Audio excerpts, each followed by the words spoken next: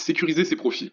Alors, c'est une bonne chose une fois que ton trade est en profit, ok, mais il faut bouger ton stop loss. On en a déjà un peu parlé dans la partie risk management, mais je me suis dit que j'allais aller plus en détail parce que c'est vrai que c'est un truc assez important qui peut vraiment différencier un trader profitable et un trader non profitable, ok.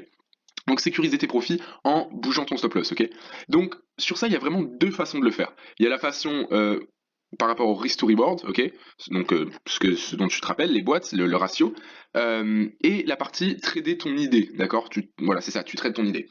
Alors, tout d'abord, je vais te montrer pourquoi en fait faut soit l'un, soit l'autre. C'est parce qu'en fait, imaginons, regardons ce trade, donc c'est Euro Kiwi que donc j'ai pris.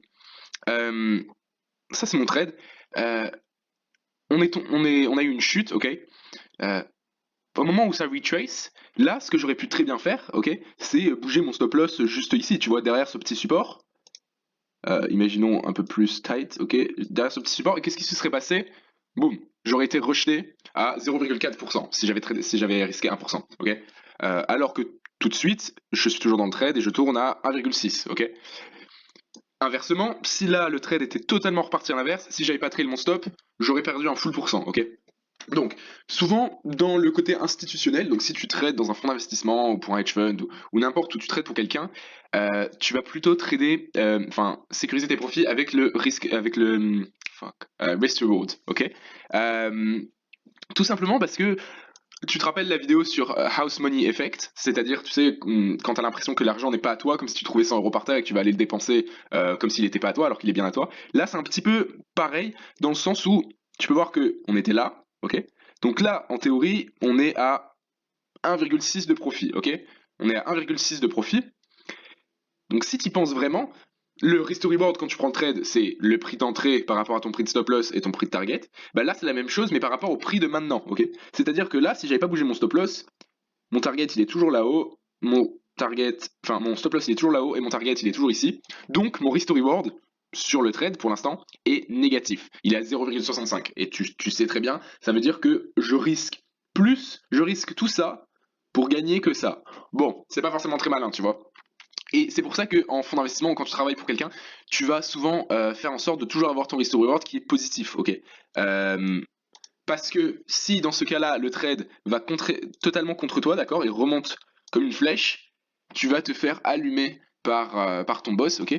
Tout simplement parce que tu tournais à plus 1,6% et tu as de 1 redonné les 1,6% au marché, plus tu as perdu 1%. Tu vois. Donc c'est vraiment pas top, quoi, c'est vraiment pas ouf. Donc tu as cette manière de le trader, donc il faut toujours que ton target soit plus loin que ton stop loss, ok. Par exemple, je vais te montrer un autre trade, c'est dollar suisse qui est bien passé. Euh, Imaginons mon target était ici, ok. Ça, jamais de la vie, faut que tu laisses ça arriver. C'est-à-dire que t'es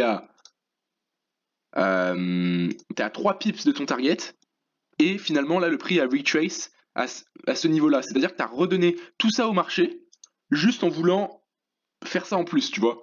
C'est totalement débile. Donc en trailant ton stop avec le risk to reward, ce que tu aurais fait dans ce cas-là, c'est soit de 1, tu aurais fermé le trade maintenant, ce que j'aurais sûrement fait, euh, mais surtout, là, tu vois qu'on était à 4 pips du target, et ben ton stop loss, il faut qu'il soit 4 pips derrière le prix, minimum, ok.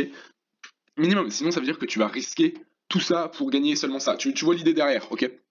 Donc ça c'est la première façon de le faire, c'est de trader ton stop loss avec le risk to reward. Après, sachant que évidemment ça je pense tu l'as compris, mais quand je dis avec le risk to reward, si le prix est, imaginons là, ok, on est à ce prix-là.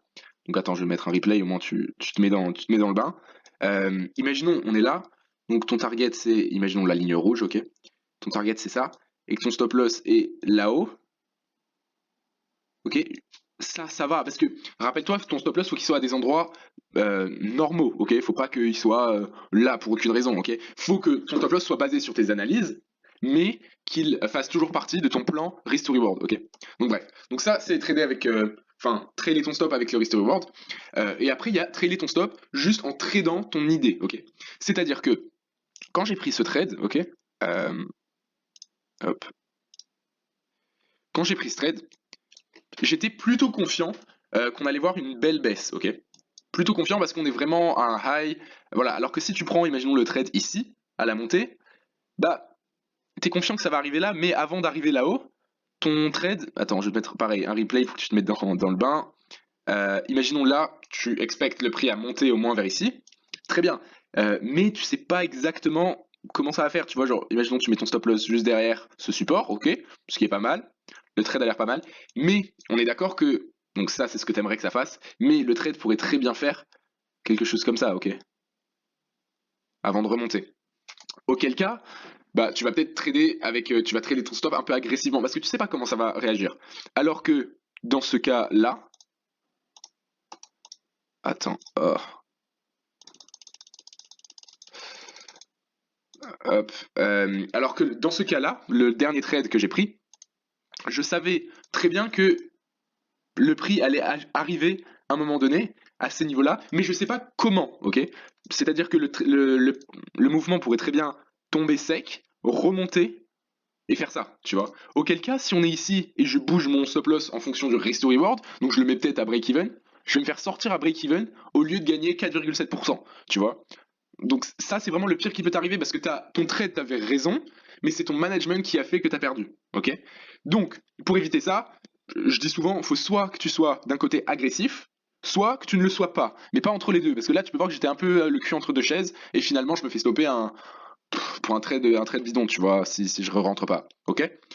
Donc là, si je veux trader mon idée, je sais que à partir de ce moment-là, le trade devrait arriver là, mais je ne sais pas comment il va y arriver. Peut-être ça va être très rapide, peut-être ça va pas être rapide. Donc je vais laisser énormément de place au trade. Et c'est ce que j'ai fait avec ce trade, ok? Donc quand on était ici, évidemment j'étais tenté de mettre mon stop loss juste là, juste au-dessus de la résistance, juste au-dessus de la SMA. Voilà, il y avait plusieurs raisons et puis de sécuriser mes profits, mais je l'ai pas fait parce que je sais très bien que ça pourrait remonter comme cela. Je sais pas comment ça va arriver et je veux trader mon idée sur ce point-là, ok? Je veux trader mon idée. Qu'est-ce qu'on a vu? Ça a bien marché, ok?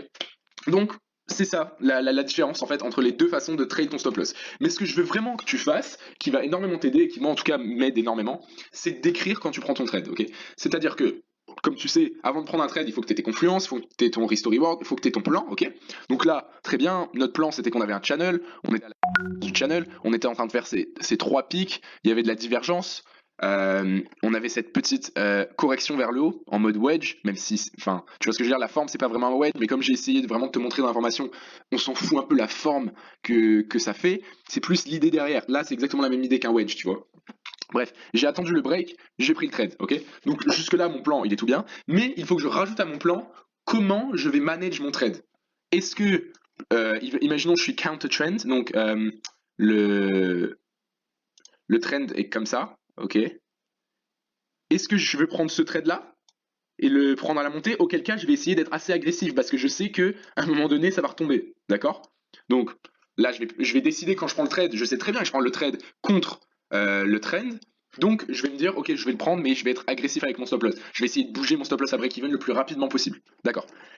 Pour ce trade-là, je me suis dit, ok, je prends ce trade, je sais que ça va arriver là, il y a de fortes chances, mais il va y avoir des swings entre-temps. J'ai pas envie d'être pris sur un stop loss, sur un des swings, parce que je sais pas comment ça va y arriver, mais je pense que ça va y arriver, et puis voilà, il y a rien de spécial qui bloque. Donc, je vais être plutôt laxiste et trader mon idée, pas vraiment trader le risk to reward, d'accord? Après, évidemment, une fois qu'on a fait cette correction et qu'on est tombé plus bas, j'ai bougé mon stop loss là, parce que même si je trade mon idée, là c'est juste évident, là c'est juste, ça vient de technical analysis, que mon stop loss est censé être là, d'accord? Là il y a rien de spécial. Mais là où je vais revenir sur le risk to reward, c'est quand on arrive très très près d'ici, ok? Comme je te dis, si on est là, bah, je vais sûrement le fermer, c'est ce que j'ai d'ailleurs fait, je l'ai fermé manuellement.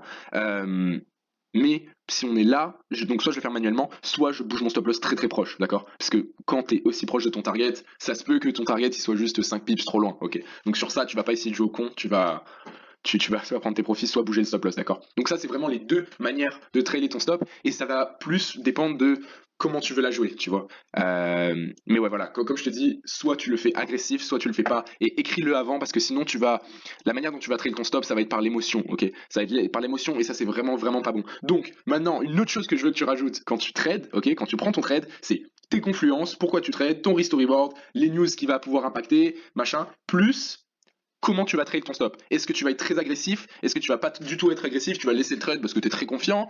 Ok, voilà. Donc ça, c'est comment sécuriser tes profits.